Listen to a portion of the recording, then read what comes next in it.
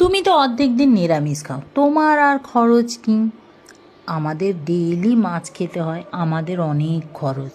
হুম, যারা এটা বলে আমাকে, তারা হয়তো এটা বোঝে না যে নিরামিষে খরচ বেশি। নিরামিষ মানেই কি ডাল ভাত আলু সিদ্ধ বা ডাল ভাত একটা তরকারি করলে হয়ে যায়? তা চলে না আমার বাড়িতে অন্তত।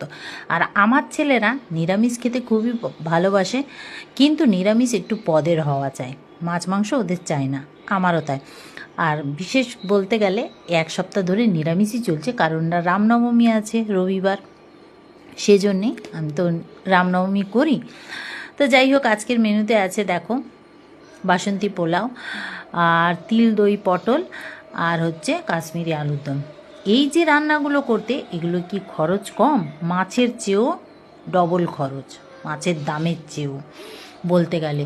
নিরামিষ রান্নায় না অনেক কিছু লাগে, এটা লোকে বোঝে না। নিরামিষ খাই ঠিকই, কিন্তু নিরামিষ রান্নায় অনেক খরচ আছে, এটা কাউকে বোঝাতে পারবো না। তো যাই হোক, তোমাদের কেমন লাগলো আজকের মেনুটা অবশ্য কমেন্ট করো, আর তোমরা আজকে কি কি মেনু করেছো সেটাও জানিও। তো চলো, সবাই ভালো থেকো, সুস্থ থেকো, দেখা হচ্ছে।